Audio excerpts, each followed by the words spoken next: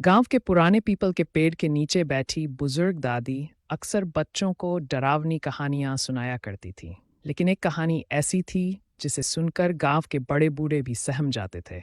सुगाहन चुड़ैल की कहानी। शुभा की शादी गांव में शुभा नाम की एक नवविवाहित लड़की थी।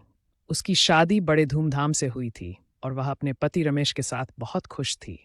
लेकिन शादी के कुछ ही दिनों बाद गांव में एक अजीब घटना घटी। हर पूर्णिमा की रात कोई न कोई औरत रहस्यमय तरीके से गायब हो जाती थी। गांव के लोग डरने लगे, पर किसी को कुछ समझ नहीं आ रहा था। एक दिन रमेश को दूर शहर जाना पड़ा और शुभा को अकेले ही घर पर रहना पड़ा।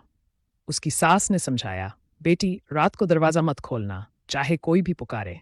शुभा ने सिर हिला दिया, लेकिन उसे क्या पता था कि उस रात उसकी जिंदगी हमेशा के लिए बदल जाएगी।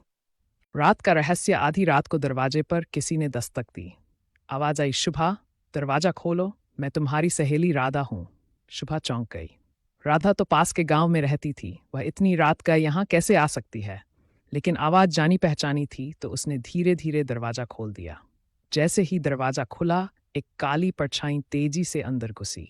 वह कोई और नहीं बल्कि सुगाहन चुड़ैल थी। उसका चेहरा जुर्रीदार था, लाल आंखें जल रही थी और लंबे नुकीले दांत बाहर निकले हुए थे।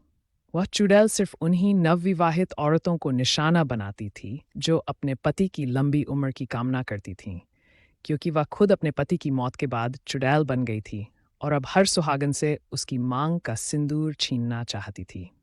शुभा की सूझबूझ। शुभा ने तुरंत एक जलता हुआ दीपक उठा लिया और चुड़ैल के सामने कर दिया। आग देखकर चुड़ैल चीखने लगी और पीछे हटने लगी। तभी शुभा ने अपनी सास की बताई हुई बात याद की। अगर कभी